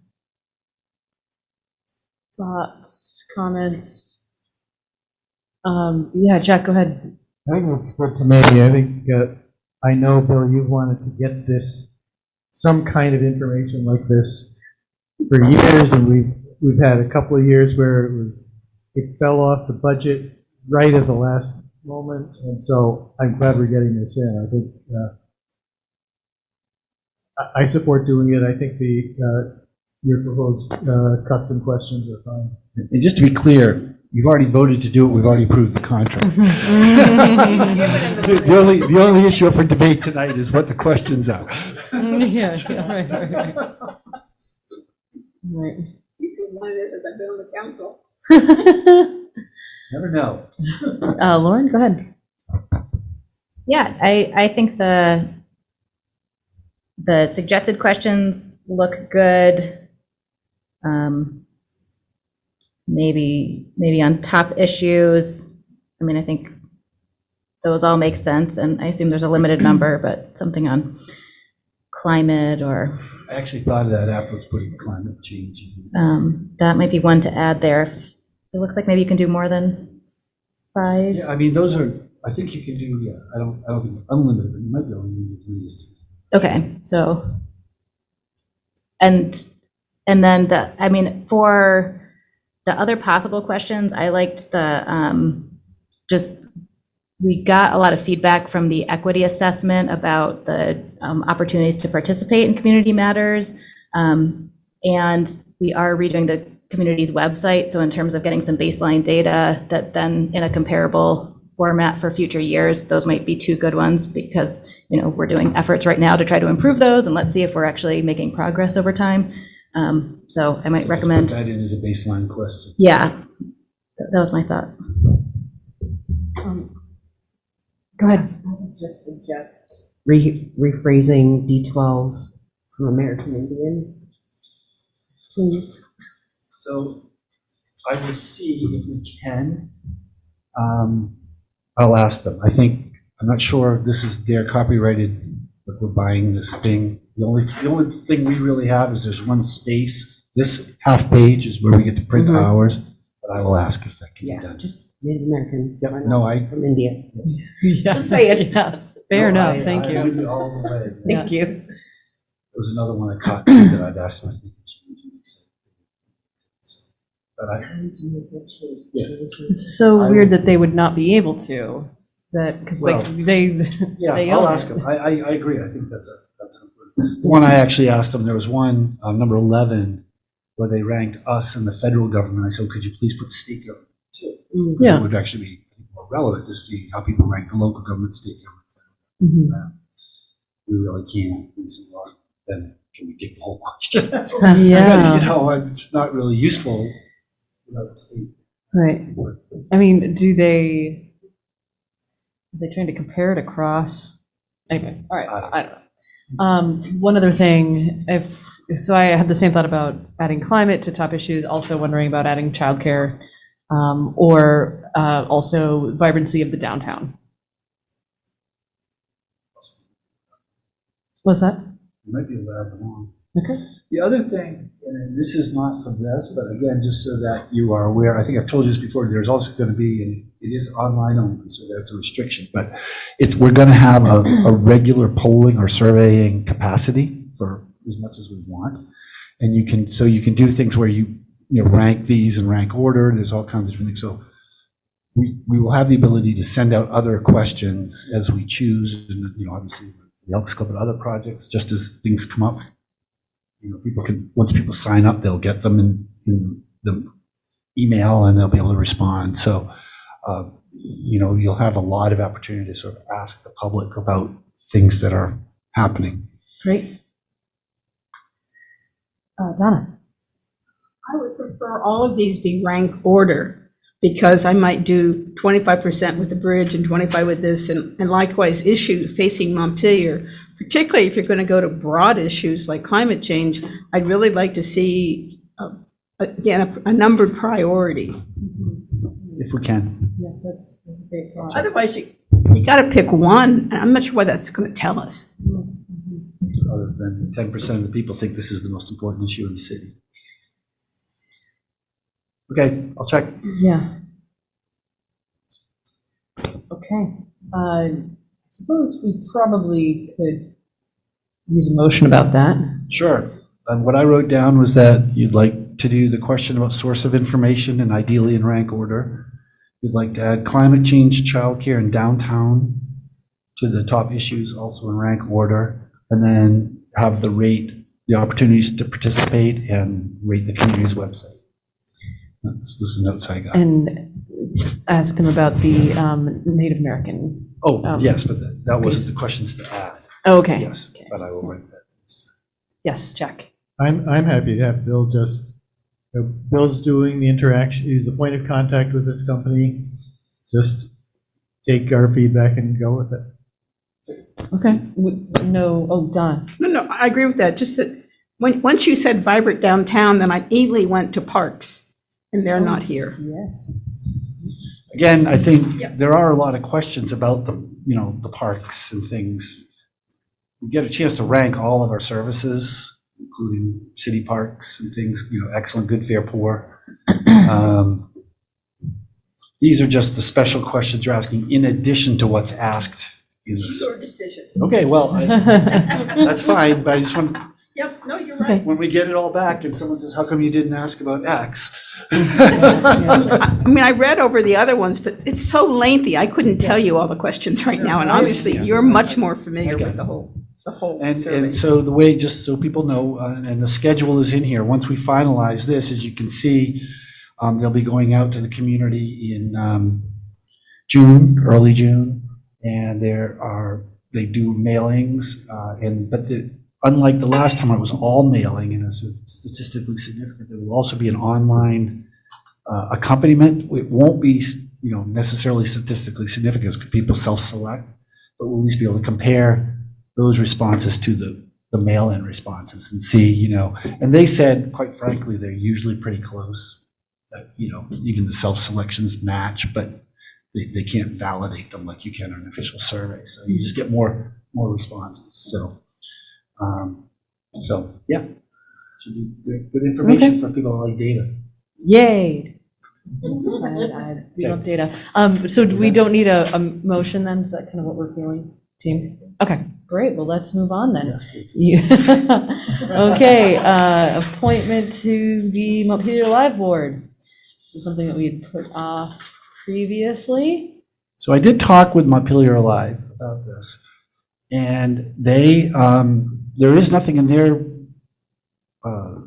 bylaws that requires a city council member. They said they like having one, that it's been nice for continuity, you know, and connection. On the other hand, you know, they are right in our building and we have a lot of communication.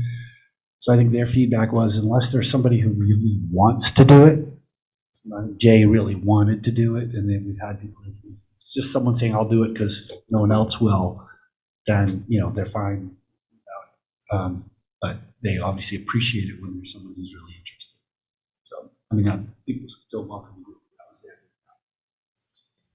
Donna, go ahead. Did you happen to talk about in the past, it was just being a eyes and ears, you weren't allowed to vote when I was the rep? I think that's right. Yeah, I think they attended. And yet, in the notes, it said they wanted this person to be able to serve on one of their subcommittees, several subcommittees, and I thought, wow, Well, that's a big obligation when you can't vote. Yeah, I think, you know, I think Jay was really active.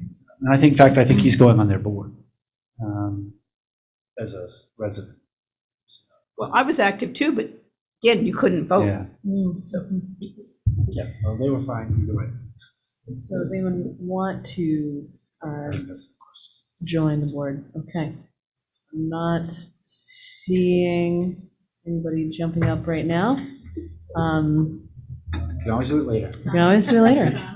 Connor, yeah. Connor, we nominated you. Depends where the meetings are. Okay, I think we're moving on then. Yeah. Okay.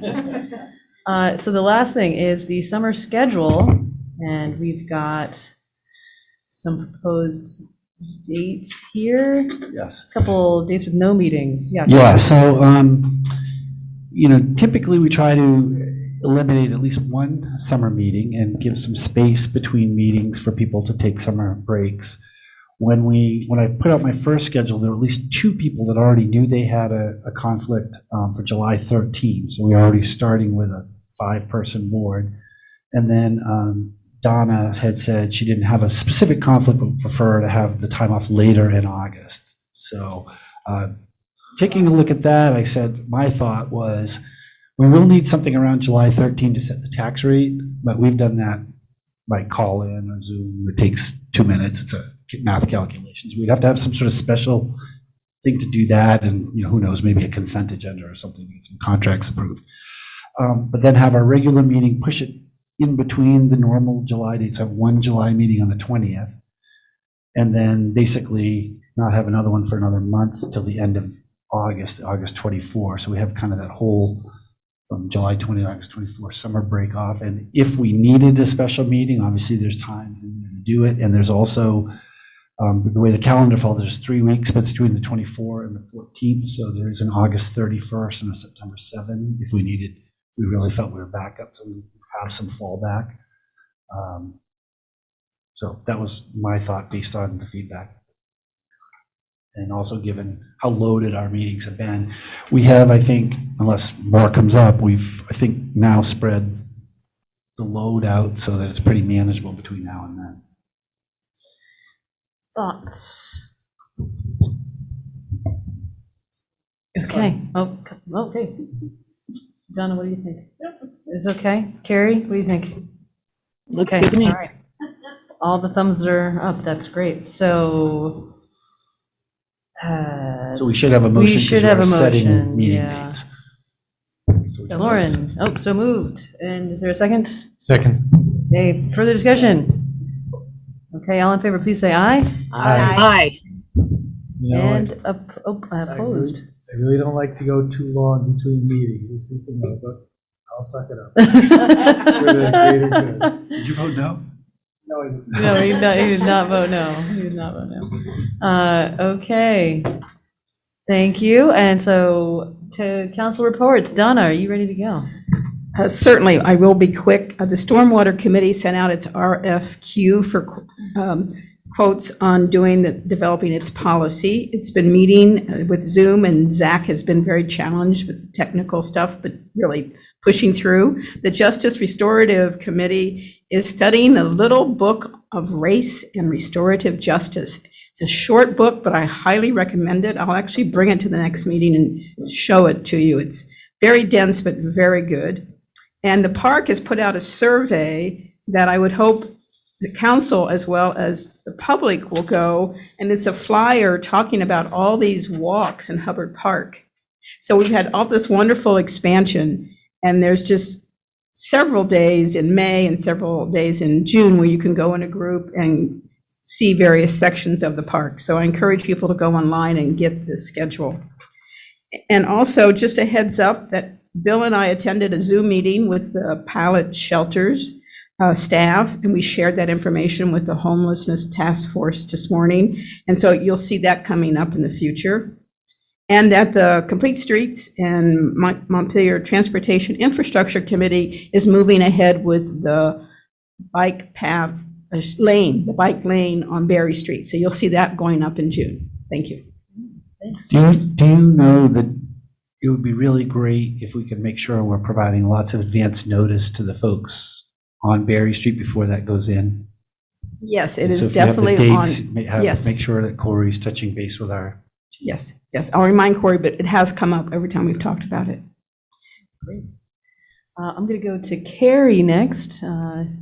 Thank you. I just have an announcement for District 3 residents or anyone else who's interested. There's a proposed development that's being worked on off Isabel Circle, and some of the neighbors have called, are getting together to talk about it. And the developers of that proposed development are hosting a meeting, an informational meeting tomorrow at 4:00 at the end of Isabel Circle. And so if folks are, from that neighborhood or interested in learning more about it, they can attend that meeting. If anyone wants any more detailed information about it, they can contact me, and I'm happy to put them in touch with the appropriate people. That's it. Thank you. Jennifer.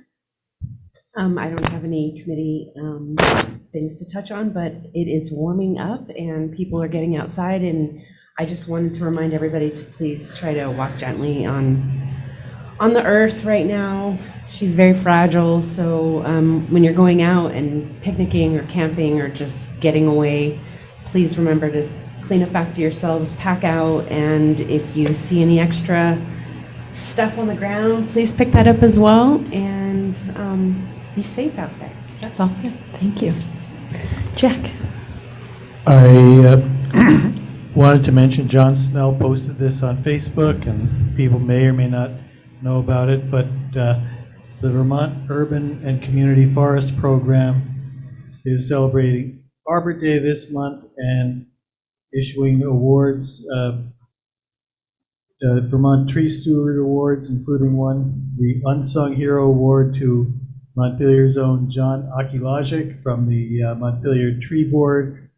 And the citation goes on to talk about how John started studying and preparing for addressing the emerald ash borer infestation back in 2012. And he's been taking the lead on Montpelier, preparing Montpelier to respond to that for 10 years now, and it's a well-deserved recognition. Yeah, absolutely. Thank you. Lauren.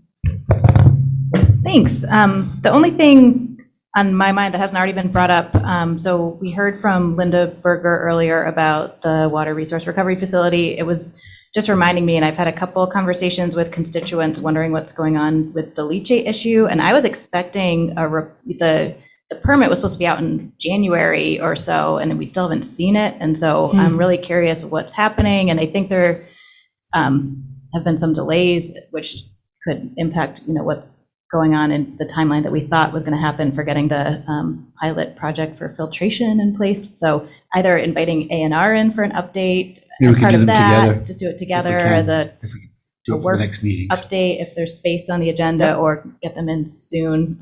That would be great. Thanks.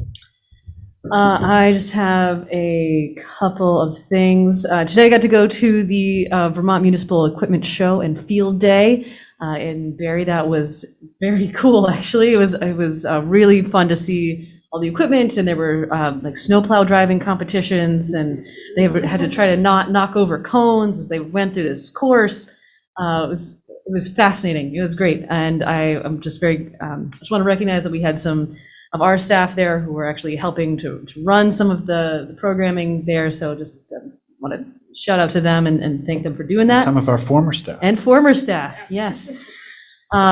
So that was one thing. The other thing is that this last Friday, I announced that I am running for Senate to represent the Washington County Senate District, and planning on remaining here as mayor until I get, or if I get elected. And so we'll see how it goes. But I'm grateful to be here. So that's it for me. John Odom, are you here? You are. Go ahead.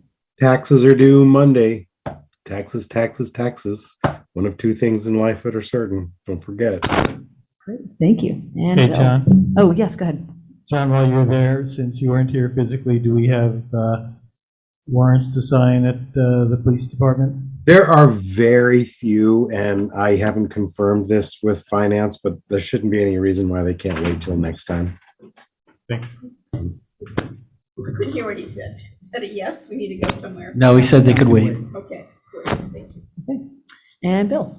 So we're continuing to work on the Elks Club. We hope to have for the next meeting, at the very least, at least a recommendation for some funding to start the project management. We may have a draft RFP. We're working on that. So that's happening. We are getting some feedback now from MEAC about the energy position. I ding the two council member, or the council member and the mayor who had been involved with MEAC to get their feedback, and I appreciated that. And now MEAC has it, so we'll look for that and get that thing moving. Legislature hasn't completed yet, but I think it looks as though there's funding for dispatch, regional dispatch. So hopefully some or all of the equipment, the Televate study will be funded. So that was good, the way that came out. It ain't over till it's over, but the conference committee has agreed on that part. So that looks good. Can I just add, Maggie, the lobbyist, was very helpful, very helpful. Yeah. And yes, and also it looks like we're going to successfully get some special language in about TIF, which will take a lot of pressure off of us without getting into too much inside baseball. I've been really concerned that we have a reappraisal coming, and that you set your base TIF district. When you create a tax increment finance district, you create the district, and then you say, okay, here's the values that are in that district, and then a new increment is what pays for improvements. Well, if you have a reappraisal, everything increases in value. And so my concern was that was all going to go into a TIF district and not help the general taxpayers. And there's nothing really in statute or in the rules that address that. So they're going to they've drafted, and we worked with the auditor's office, and it looks, well, I'm pretty sure it's going to pass.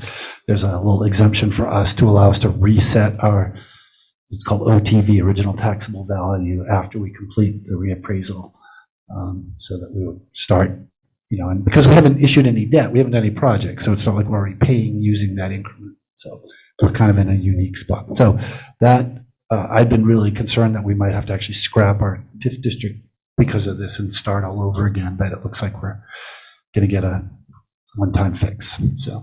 Great. Okay.